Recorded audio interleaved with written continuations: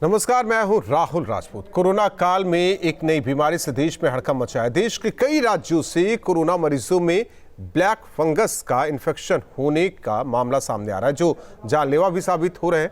UP के कई शहरों में भी ब्लैक फंगस के मामले मिल रहे हैं। क्या होता है ब्लैक फंगस और इससे बचने के क्या उपाय हैं, आज हम अपने न्यूज स्पेशल में इसी पर चर्चा करेंगे अपने मेहमानों के साथ। लेकिन उससे पहले दर्शकों को एक रिपोर्ट दिखाते हैं।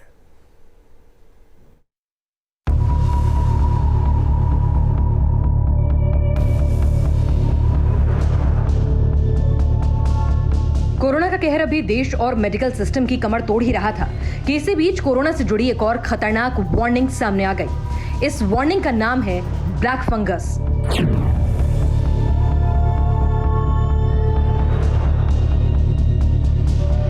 ब्लैक फंगस यानी एक किस्म का फंगल इन्फेक्शन जो कोरोना के मरीजों को अपने शिकंजे में जकड़ रहा है। और कुछ ऐसे मामले भी सामने आए हैं जहां ब्लैक फंगल की चपेट में आए कोविड पेशेंट को अपनी जान से हाथ धोना पड़ा है।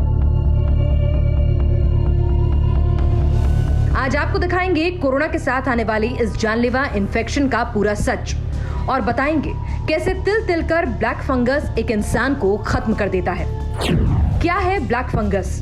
म्यूकोमाइसिस यानी ब्लैक फंगस एक ऐसा इन्फेक्शन है जो कोरोना संक्रमण से ही फैलता है। इस इन्फेक्शन के सिम्टम्स बहुत अलग अलग होते हैं। आमतौर पर नाक बंद होना, आंखों और गालों में सूजन और नाक के अंदर काली सतह जम जाना ब्लैक फंगस के लक्षण माने जाते हैं। साथ ही त्वचा पर काले चित्ते बन जाना भी ब्लैक फंगल का एक लक्षण माना जाता है। अगर किसी कोविड पेशेंट के अंदर ये सिम्टम नजर आते हैं तो उसे ब्लैक फंगस होने की आशंका हो सकती है। खतरे की बात यह है कि जिस कोरोना मरीज को डायबिटीज या हाई ब्लड प्रेशर जैसी शिकायतें हैं, उनके लिए ब्लैक फंगस मौत की वजह भी बन सकता है। काली फंगस या इसको म्यूकरमाइकोसिस कहते हैं। आम लोग इसको काली फंगस कहने लगे हैं, लेकिन इसका साइंटिफिक नेम है म्यूकरमाइकोसिस। ये एक फंगस है और बहुत ही घातक किस्म का फंगल इन्फेक्शन है, जो कि आजकल पोस्ट कोविड जो है देखने में आ रहा है। पोस्ट कोविड पेशेंट्स जो कि कोविड से तो ठीक हो गए, लेकिन उनमें चूंकि ट्रीटमेंट के लिए काफी ज्यादा हाई डोज में स्टीरॉइड्स चले और स्टीरॉइड्स चलने के बाद में उनमें एक कॉम्प्लिकेशन आजकल बहुत कॉमनली देखने को आ रहा है, जो कि पिछली बार भी देखने को मिला था हम लोगों को, जिसको कि हम म्यूकरमाइकोसिस कहते हैं। क्या नुकसान करता है ब्लैक फंगस? अगर मोर्टेलिटी रेट की बात की जाए तो कोविड पेशेंट को ब्लैक फंगस इन्फेक्शन से कई गंभीर बीमारियों का शिकार होना पड़ सकता है।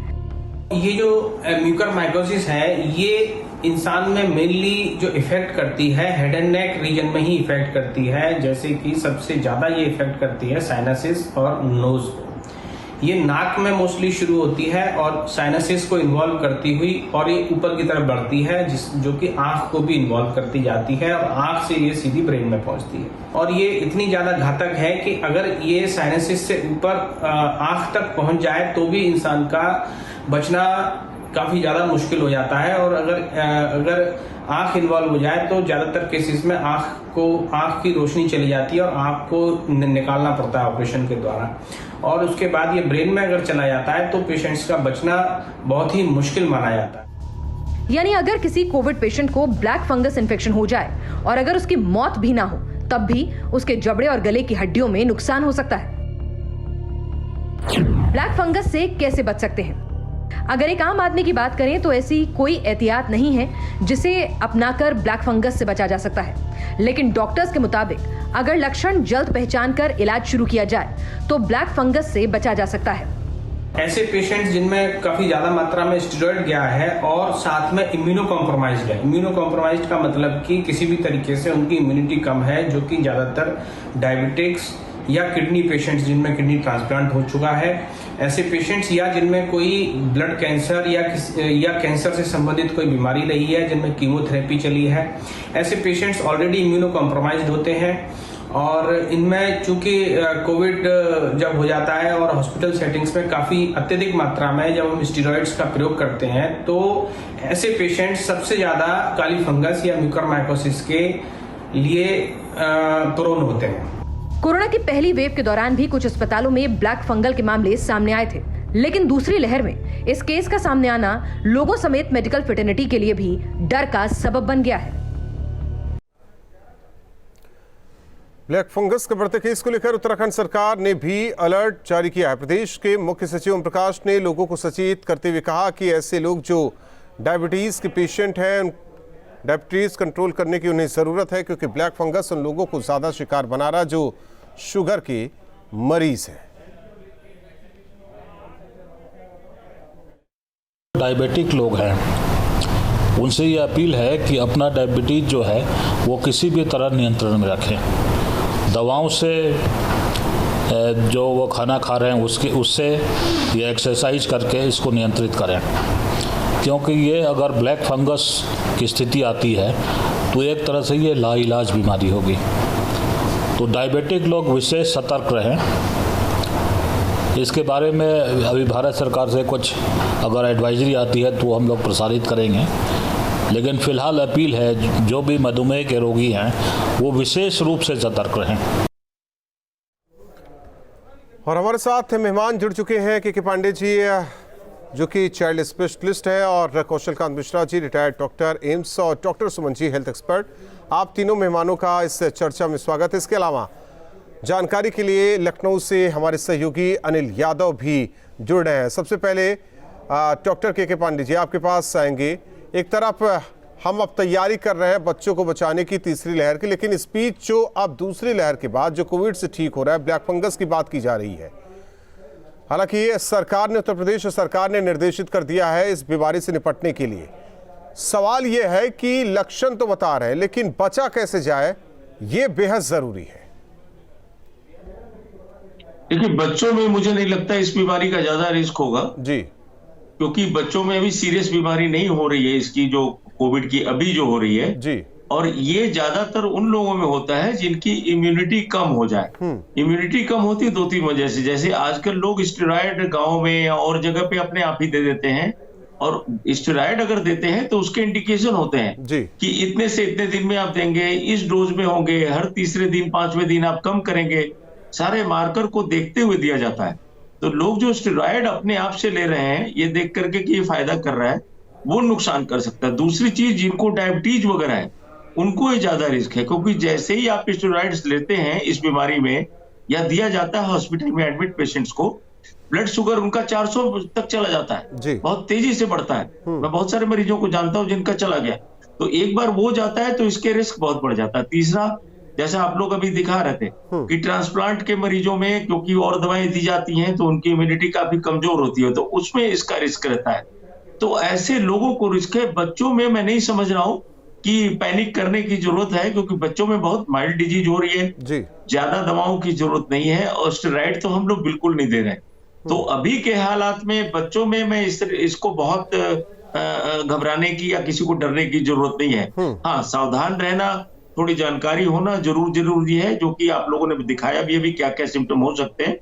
लेकिन बच्चों के, हाँ, जिन बच्चों को डायबिटीज है उनको जरूर इसकी जरूरत है। अगर बच्चे का रहन सहन ठीक नहीं है, खाना पीना ठीक से नहीं खाते, मोटे हैं, उनको भी ध्यान रखने की जरूरत है, क्योंकि उनमें ब्लड शुगर ज्यादा होता है, पेरेंट्स को नहीं पता होता। तो ये दो तीन तरह के बच्चों को सावधान रहने की जरूरत है, लेकिन वैसे बच्चों में डरने की जरूरत नहीं है। ठीक सर।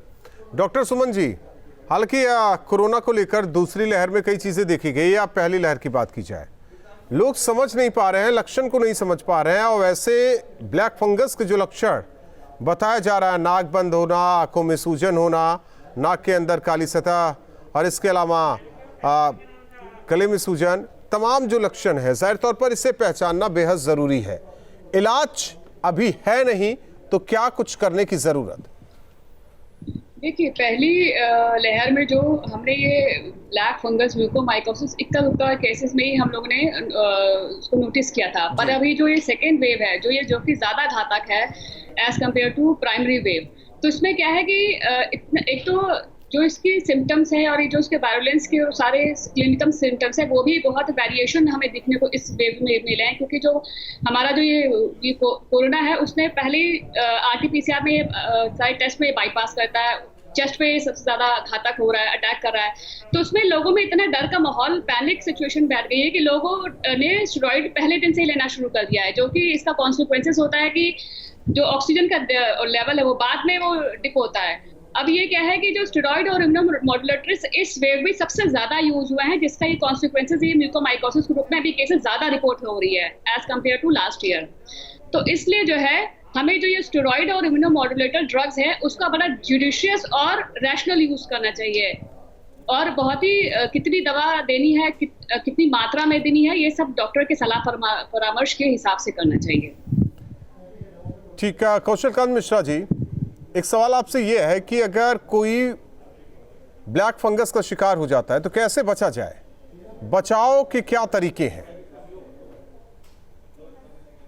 देखिए, बचाव के तरीके इसमें वही हैं जो कोरोना के तरीके हैं। आप ये समझिए कि जैसे कोरोना वायरस इनविजिबल पार्टिकल की तरह एनवायरनमेंट में फैला हुआ है, उसी तरीके से ब्लैक फंगस के पार्टिकल भी एयर में हमेशा होते हैं, और वो ऐसी जगहों पे जहाँ पे नमी ज़्यादा होती है, जैसे आप कहीं पे जाते हैं और पार्क में घूमने जाते हैं या खेतों में जाते हैं जहाँ केले के पेड़ होते हैं वहाँ जाते हैं, तो नमी वाली जगहों पे ये ब्लैक फंगस पाया जाता है और उसके पार्टिकल एयर में होते हैं, और वो हमारे नाक के थ्रू रेस्पिरेटरी ट्रैक या बॉडी में आ सकते हैं। अगर हम मास्क को लगा के रखेंगे तो हम ब्लैक फंगस को भी बचा पाएंगे प्लस वायरस को भी बचा पाएंगे। तो ये तो हुआ कि बचा कैसे जाए। आपने घरों में देखा होगा कभी कभी कपड़ों पे, किताबों पे ग्रीन कलर की हल्की सी काली सी काई जमी होती है जी, उसी को ब्लैक फंगस कहते हैं। कोई अजूबी चीज नहीं है ये घरों में आपने देखा होगा दीवार अगर नमी आती है तो डैम्प होके हल्के से ब्लैक से स्पॉट आ जाते हैं जी, वही ब्लैक फंगस है।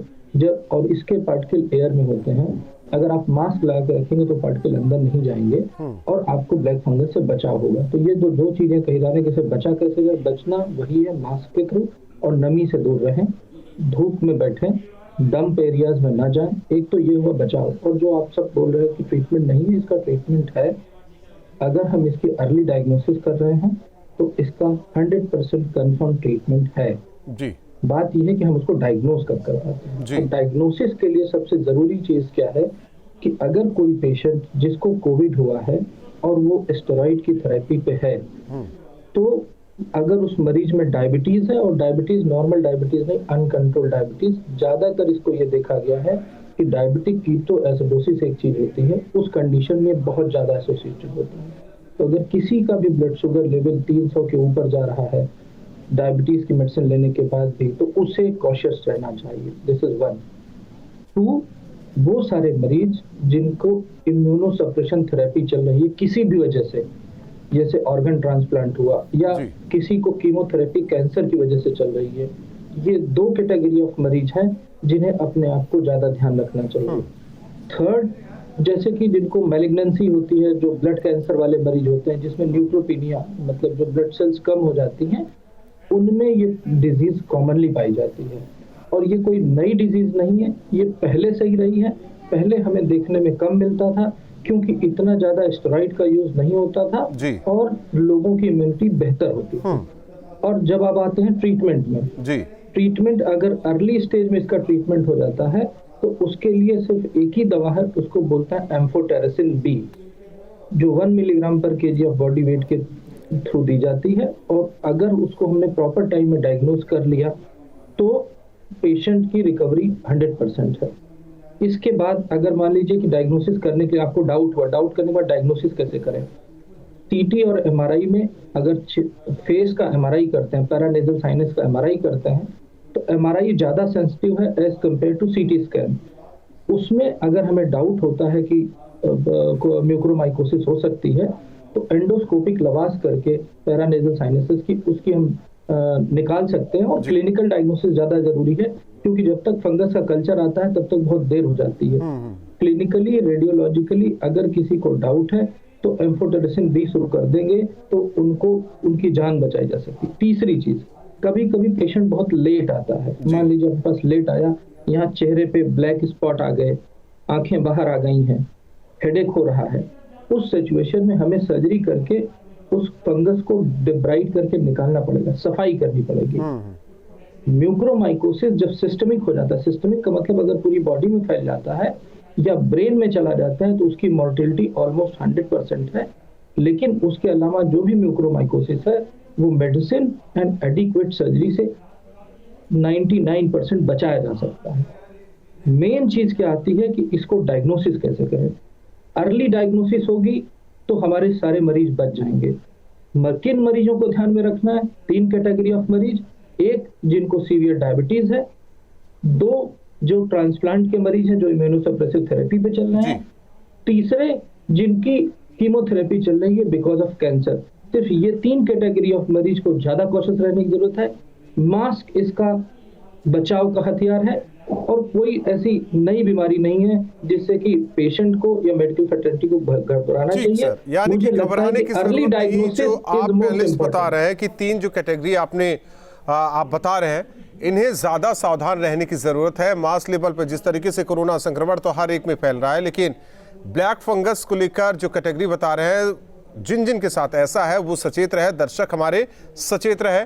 पहले अगर डायग्नोस हो जाता है तो 100% इस बीमारी से लड़ा जा सकता है, इसे दूर किया जा सकता है। अनिल हमारे साथ मौजूद है। अनिल, सरकार ने निर्देश जारी किए हैं ब्लैक फंगस से निपटने के लिए, तो ऐसे में क्या कुछ तैयारी, क्या कुछ निर्देश?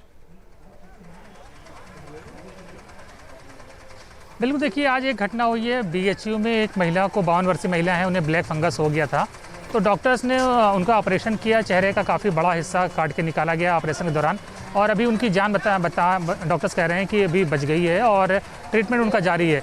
और दूसरी सरकार ने कहा है कि निर्देश दिए डॉक्टर्स को, एक्सपर्ट्स को, कि स्ट्रेटेजी बनाई जाए, रणनीति बनाई जाए कि ब्लैक फंगस से कैसे निपटना है, कैसे इलाज करना है।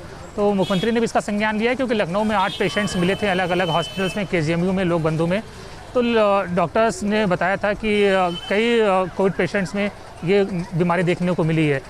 सिविल हॉस्पिटल के सीनियर डॉक्टर है MB सिंह, उनकी हमारी 2 दिन पहले बात हुई थी उनसे, तो उन्होंने कहा था देखिए इससे बहुत डरने की ज़रूरत नहीं है, ये सभी कोविड पेशेंट्स को हो रहा है, ऐसा नहीं है। जो डायबिटिक हैं और ख़ासकर वो जो वेंटिलेटर्स पर काफ़ी दिन रहते हैं उनमें ये लक्षण देखने को मिल रहा है, और बहुत कम प्रतिशत है जिन कोविड पेशेंट में ये बीमारी देखने को मिल रही है।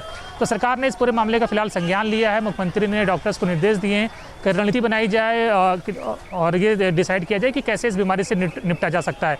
लेकिन जाहिर बात है कि अब ये मीडिया की सुर्खियों में बीमारी आई है, तो लोगों में काफ़ी इसको लेकर भय है, पैनिक है, और लोग डरे हुए हैं। लेकिन तमाम एक्सपर्ट्स बता भी रहे हैं कि बहुत डरने की ज़रूरत नहीं है। जिनकी इम्यूनिटी बहुत कमज़ोर है वो भी 100 में से महज 1% भी इसका प्रतिशत नहीं, 1000 में से 1 या 2 लोगों को बीमारी सामने आ रही है। तो सरकार अपनी नीति बना रही है इससे निपटने की, और निश्चित है कि हमारे डॉक्टर्स और वैज्ञानिक इस बीमारी का भी इलाज खोज लेंगे, क्योंकि चुनौती लगातार है। कोविड अलग अलग चुनौतियाँ पेश कर रहा है, और अब उसी बीच एक नई चुनौती आई है। बने रहिए आप सभी मेहमान, और अनिल आप भी। जाहिर तौर पर हालांकि डरने वाली बात नहीं है।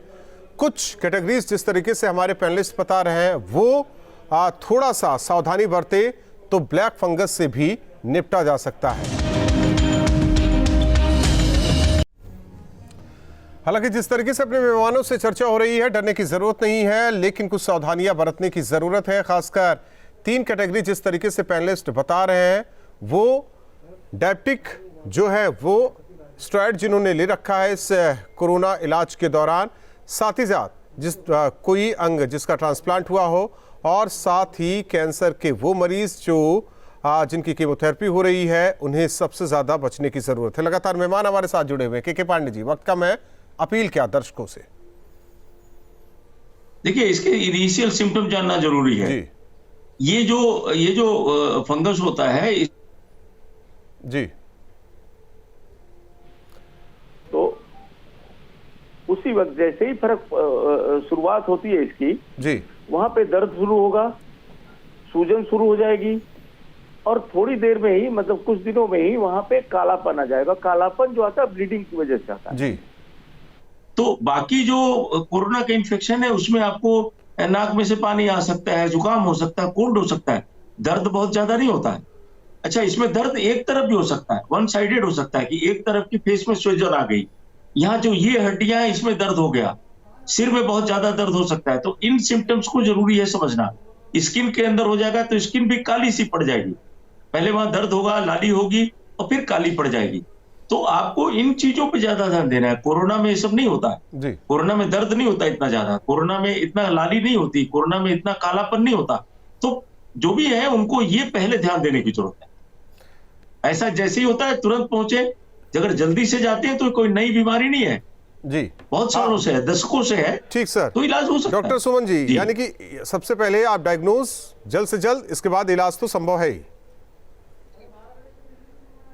बिल्कुल, अगर ये पिक्ड अप अर्ली हो जाएगा तो उसका प्रोग्नोसिस और उसका ट्रीटमेंट बहुत अच्छी तरह हो जाएगा, क्योंकि इसमें जो अगर ये, क्योंकि बताया ये बहुत इन्वेसिव है, it can affect to other organs also, systemic भी अगर ये स्प्रेड कर गया तो उसमें मोर्टेलिटी पेशेंट की हाई हो जाती है। पर इसमें पैनिक करने की बिल्कुल जरूरत नहीं है। अर्ली साइंस जिसमें कि यही होता है कि आपके एक साइड अगर फेस को अगर अफेक्ट किया तो आंखों के अराउंड कालापन और सूजन या नोज ब्लॉक हो जाता है, पैरालिसिस ब्लॉक हो जाते हैं। इस टाइप के सिम्टम्स के साथ अगर आपको पोस्ट कोविड ये है, ये सारी चीजें, तो आप डॉक्टर से इमीडिएटली सलाह परामर्श लें। उसमें क्या है कि आपको डॉक्टर्स जो है आजकल ये जो लाइसोसोमल एम्फोटेरेसिन भी है उसका सेवन करना स्टार्ट कर देते हैं। अगर सर्जिकल, ये हो गया मेडिसिनल ट्रीटमेंट। जो सर्जिकल ट्रीटमेंट होता है उसमें क्या होता है कि जो वो इन्फेक्टेड पार्ट है उसका सर्जिकल डेब्राइटमेंट करके आईवी एंटी फंगल थेरेपी सिलाई जाती है, जिससे ठीक हो जाता है।